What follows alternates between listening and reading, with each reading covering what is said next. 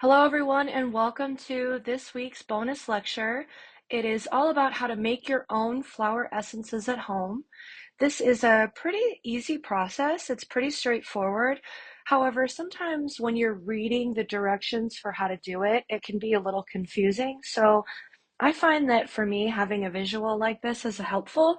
So I hope that this helps you as well. So just kind of to go through our table of contents here, we're going to talk about supplies and the setup, as well as the following steps to make your essence. So energizing, which is actually creating the essence, and then how to then distribute the mother water out into your bottles for use. And then we're going to talk about some considerations when making flower essences. So, and this picture here is a flower essence that I made using a crystal as well. They do make really pretty pictures. So first we're going to talk about supplies. So you want to make sure you have everything you need before you get started. We're going to need a clear glass jar, so typically 4 to 8 ounces.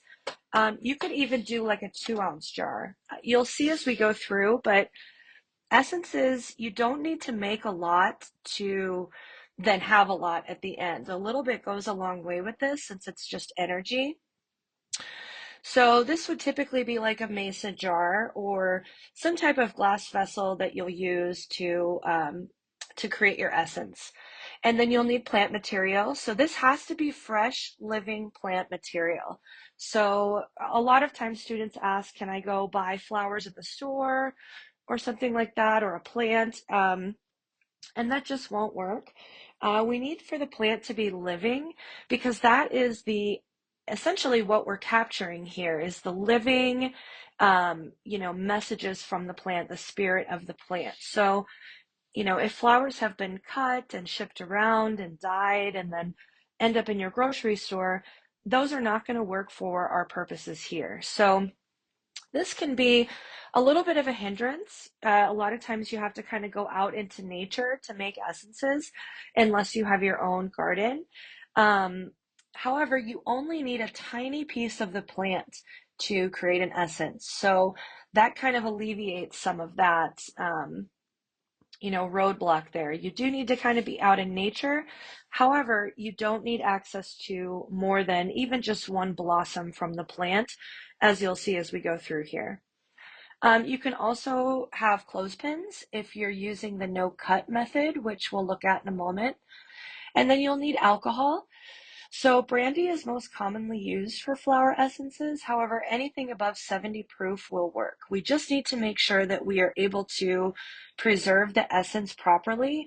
Otherwise, you can grow mold and bacteria in that water. So just make sure it's anything above 70 proof.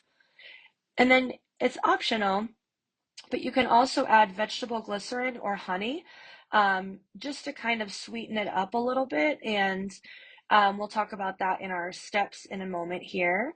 And then you're going to need pure, clean spring water. So purified water is fine, but no tap water or distilled water. So tap water is not quite as clean as we want it.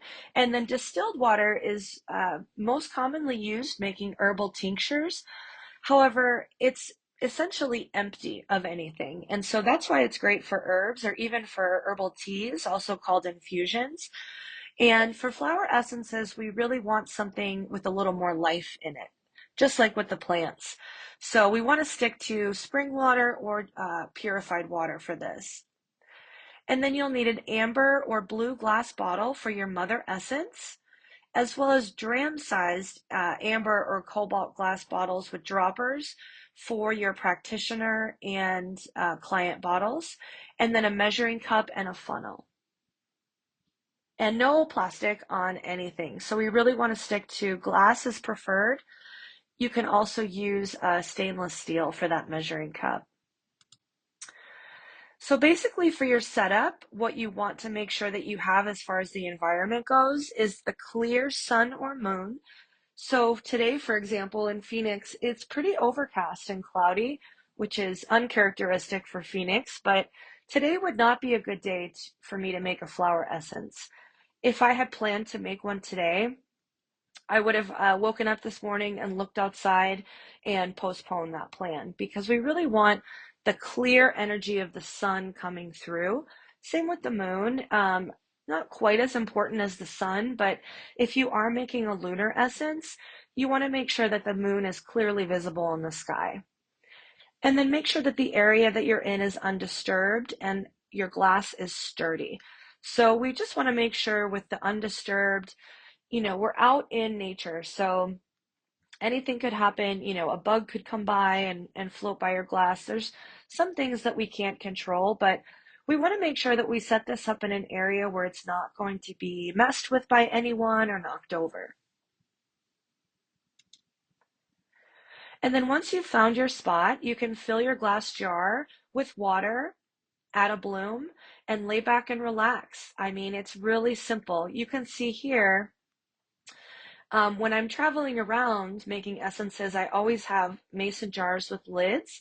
However, this essence was made in a previous home I was living at in the yard. So I had this very beautiful yard and garden. And so this was a good spot. It was undisturbed. And as you can see here, I have probably about 4 ounces of water in the vessel and then just one big, beautiful bloom. That's all you need.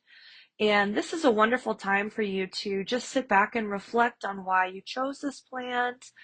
You can listen for the messages. You can take note of anything that's happening in the environment, um, and really just sit with intention. You also don't have to sit there with it. Um, to energize this bloom, depending on the strength of the sun, you really don't have to wait too long. So, I mean, again, living in Arizona, most days we have very powerful sun coming through. So I usually just leave it for an hour or so. Um, but you can leave it for a few hours if you want, kind of listen to your own intuition. I would say at least an hour just to allow that energy to permeate and create that blueprint in the water. Um, but if you're at home, you can definitely leave it for longer. And if you're using moonlight, you can leave it overnight. And as long as it will remain undisturbed, that's perfectly fine. And you can leave it overnight to capture that full lunar expression in your essence. So then now that we have allowed our essence to be energized by the sun or the moon, we can start to take everything down and then create our mother essence. So once you once it is energized, you can remove the plant material from the water. And then basically what you have here is you're creating your mother essence, is what we call it. So you're going to transfer that flower water to your glass measuring cup, making sure that you remove all plant material. So you could use a strainer or a coffee filter if it's necessary. And then you're going to add alcohol to preserve it. So the ratio here is 50% water and 50% alcohol. So if I have 4 ounces of water, I'm going to add 4 ounces of alcohol. So we're already doubling our mother essence there. So you can see why we really don't need anything bigger than that. You will end up with just huge jars of water all over your office or apothecary if you do it that way. Even if you just do 1 or 2 ounces and then double it with the alcohol, as you'll see here in a moment, it's going to last you for a long, long time. So then you can use your funnel and carefully pour the mother essence into your large glass amber or cobalt bottle for storage.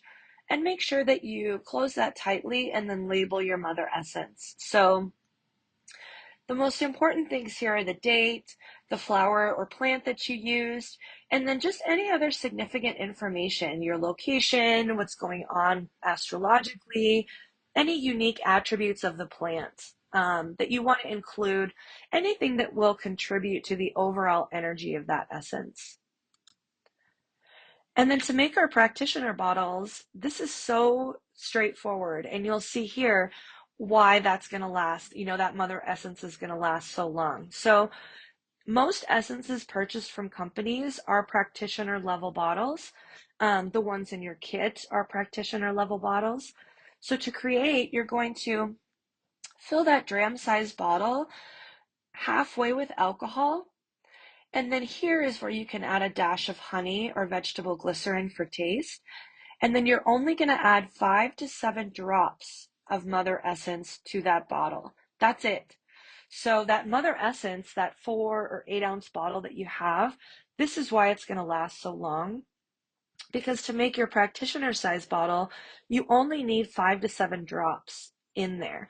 Um, with flower essences, more is not better. Less is actually better because we're working with energy here. And the idea is that every time we dilute this down, the energy becomes a little bit smaller. And in that way, the energy is more easily able to permeate through the body. And so 5 to 7 drops of your Mother Essence is going to go a long way. From there, you're going to carefully top off your bottle the rest of the way up with water. And then make sure you label the bottle with matching information for the Mother Essence so that you know exactly where that practitioner bottle came from. You can also create batch numbers, and that makes it a little bit easier, not so much on the label there. You can just say sunflower essence, practitioner size, and then include your batch number that will then match with the Mother Essence that you made. And so a dosage bottle is an even more diluted bottle that you can actually give to your client. So you want to keep your practitioner bottles for you because from there, you can then distribute that practitioner bottle out into dosage bottles. So again, seeing even more deeply how far that Mother Essence is going to go. And this is going to be pretty much the exact same process as the practitioner bottle. So you will take another empty dram size bottle, top it halfway with alcohol, add 5 to 7 drops from your practitioner bottle. So we're diluting that energy down once again. And then again, carefully topping it off with water and then label the bottle. And in this case, I invite you to be creative. The dosage bottle is meant to be given to a client. So you can create a unique name for the essence. You can also add more than one flower essence from, multiple practitioner bottles to create a formula. All of that is going to happen here at this level of the dosage bottle. And so when you're labeling it, definitely be creative. I like to name my essences with an affirmation, but also make sure that you include either that batch number or also the date that you're giving it to the client, as well as the ingredients. So our labels are very important, especially whatever we're giving to clients. They should be able to look at that bottle and know exactly what's in there, so that they can, keep track for their own journaling or records. And it makes it easier for you as far as safety and record keeping. So that's pretty much it. That is the process. And again, like I said in the beginning, sometimes just hearing those steps can be a little confusing. But once you do it a few times, it becomes, like second nature. And definitely save this video or screenshot, those previous pages with those steps. That can help us. But, again, it's pretty much the same process 3 times as we dilute that essence down further. And again, every time we dilute it, it becomes more potent. So now, just to kind of wrap this up, I want to talk about some considerations. So safety is, not as, there aren't as many safety considerations with flower essences as there are with essential oils. However, we do need to make sure that the clients know that these are preserved in alcohol. Um, you can purchase flower essences that are made without alcohol. However, the big thing there is that they will not be preserved for as long. So if you create your essences through the steps we just went through using alcohol, if you do it properly, those flower essences will last quite literally for years. I mean, years and years and years. Um, the essences made with vegetable glycerin, I would give it about a month, to be on the safe side. And, it just does not preserve the water as well as alcohol does. And what can happen is you'll start to get mold and bacteria. So I recommend there are a few different companies that make non-alcoholic essences. We're not going to have as much of a selection, unfortunately, but I would definitely stick to purchasing them rather than making them without alcohol to protect your own business, and to protect your clients. The other thing is sustainability.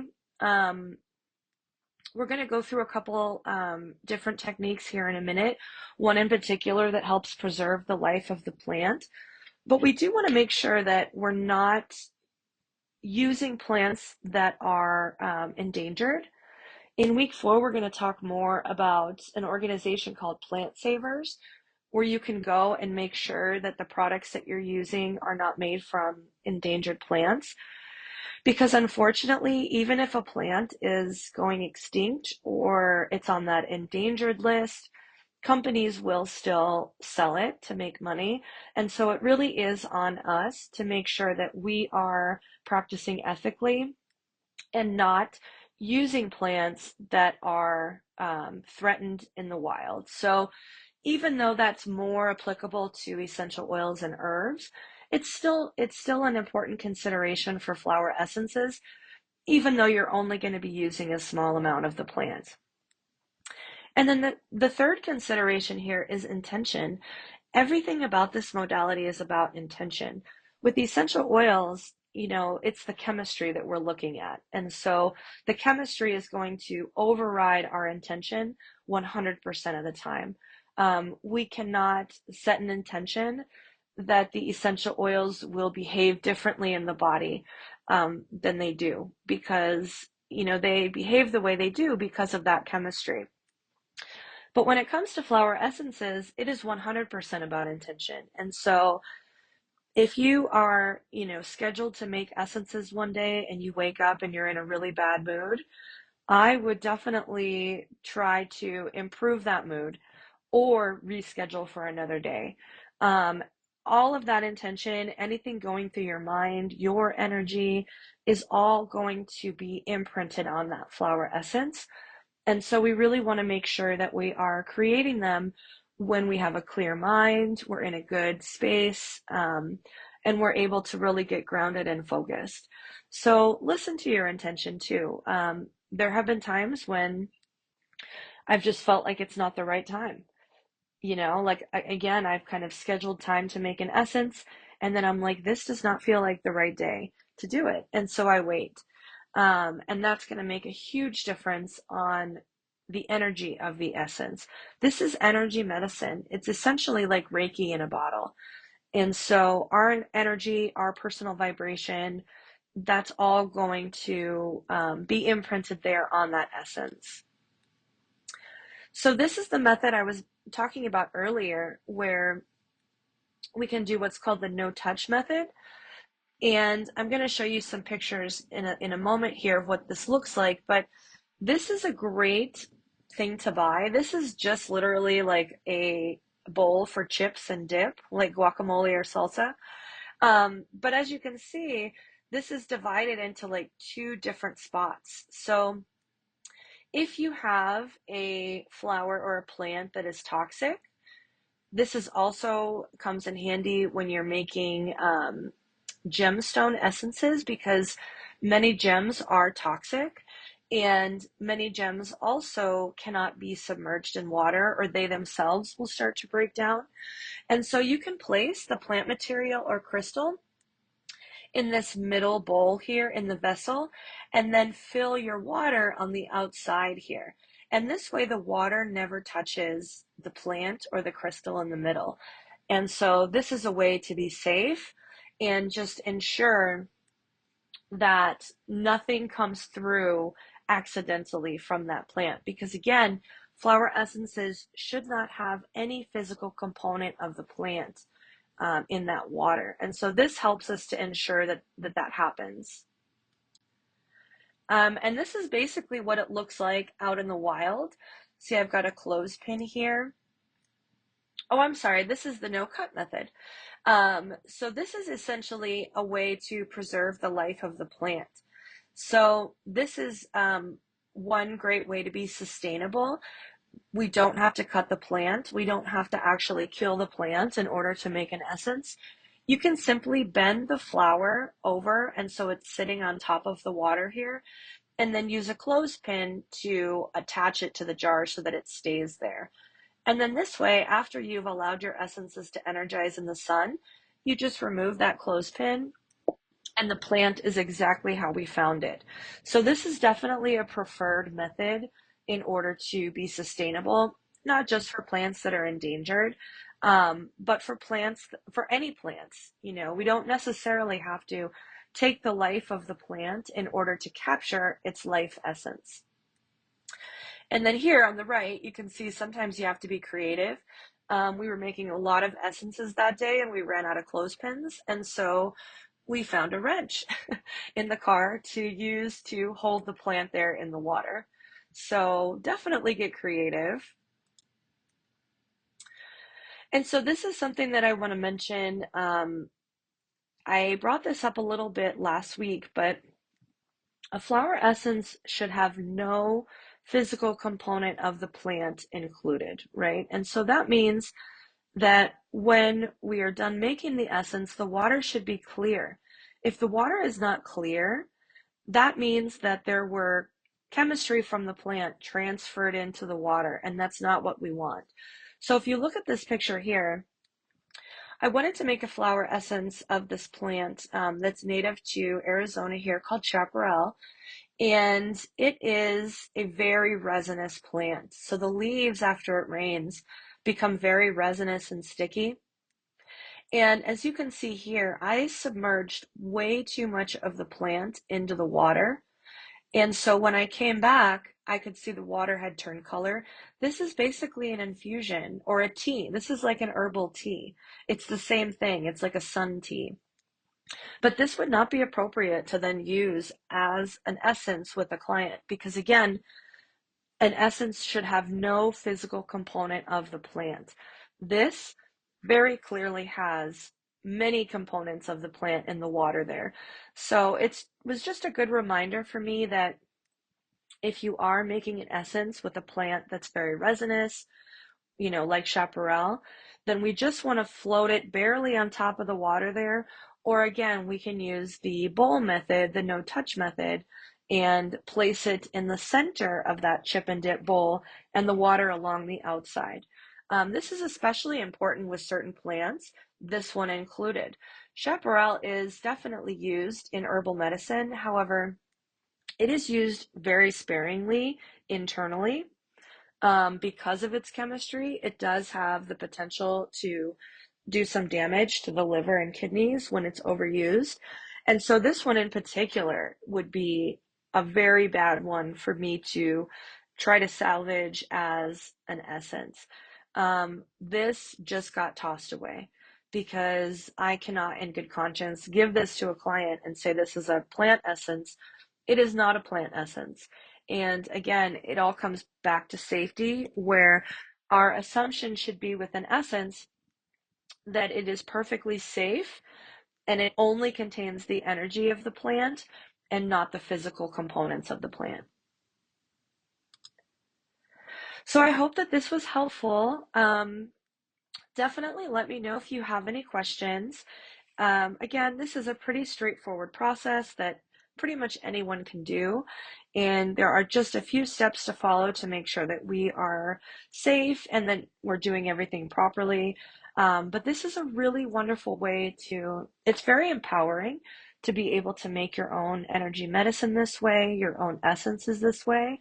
And while I still purchase a lot of essences from various companies, um, I really think that there's something even more potent about the essences that I make myself. Especially we can control all of these different things, the energy in the environment, the astrological situation happening. there's just a lot that you can do when you make your own essences. So I hope this was helpful, and definitely leave any comments below if you have any questions. And if you do decide to make your own essence, I can't wait to hear about it. So please share with us in Canvas and let us know how it goes.